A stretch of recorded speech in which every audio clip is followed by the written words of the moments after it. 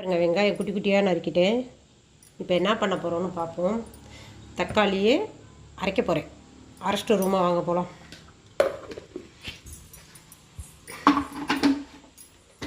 இங்கே பாருங்கள், சூப்பராக அரைச்சாச்சு. இப்போ தாளிக்கலாம் வாங்க. என்னென்ன போட்டு தாளிக்கலான்னு காட்டுறேன். எண்ணெய் ஊற்றிக்கலாம். எண்ணெய் இதுக்கு கொஞ்சம் தூக்கலாக இருந்தால் தான் நல்லாயிருக்கும். அதனால் எண்ணெய் கொஞ்சம் நிறையா ஊற்றிக்கோங்க. எண்ணெய் காஞ்சிருச்சு சூப்பராக. அதில் கொஞ்சம் கடுகு, சரிங்களா?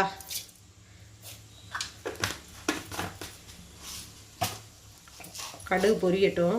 வெடிக்கணும் மெயினாக. ஆமாம், எப்பயுமே ஒரு விஷயம் தெரிஞ்சுக்கோங்க. நீங்கள் என்ன சமைச்சாலும் கடுகு நல்ல இந்த மாதிரி வெடிக்கணும். வெடித்தா மட்டும்தான் உங்களுக்கு சாப்பிட்ற சாப்பாடு நல்லா ஜீரணமாகும்.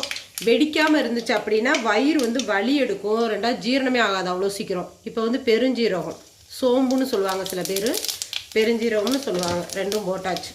இது கூட வெள்ளைப்பூடு,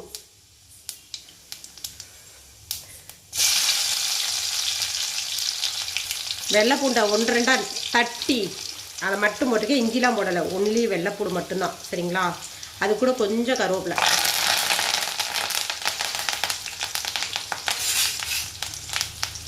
என்ன சமையல் செஞ்சாலும் மெயினாக கடுகுலாம் நல்லா வெடிக்க விட்டுறணும். எந்த பொருளையுமே வெடிக்கதான்னு தெரிஞ்சுக்கணும் முதல்ல நம்ம.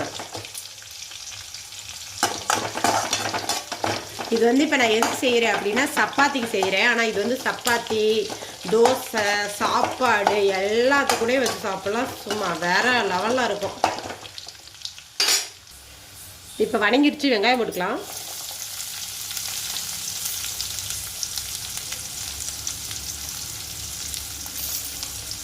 இதுக்கு மெஷர்மெண்ட்லாம் தேவையே இல்லை. நம்ம ஃபேமிலிக்கு என்ன தேவையோ அதுக்கு தகுந்தபடி நம்ம போட்டுக்கலாம். ஓகேங்களா?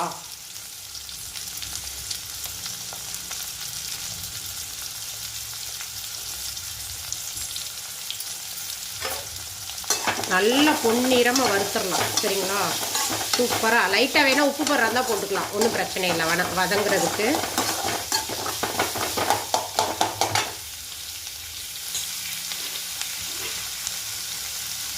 நான் உப்பு போடுறேன்.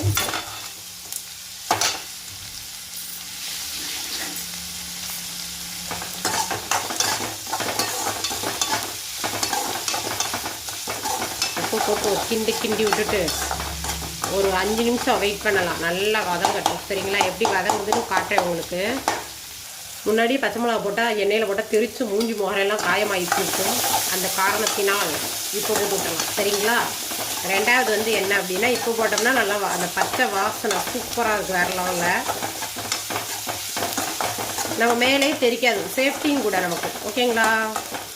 வெங்காயம் பாருங்கள், இப்போ ஓரளவுக்கு நெருக்கி வதங்கிருச்சு. இன்னும் கொஞ்சம் வதங்கட்டும், சரியா? இங்கே பாருங்க, சூப்பராக வதங்கிருச்சு. உங்களுக்கே தெரியுதுல்ல, சூப்பராக வதங்கிருச்சு.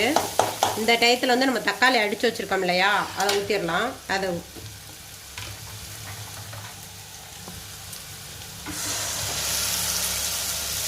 லைட்டாக தண்ணி கலந்துக்கலாம்.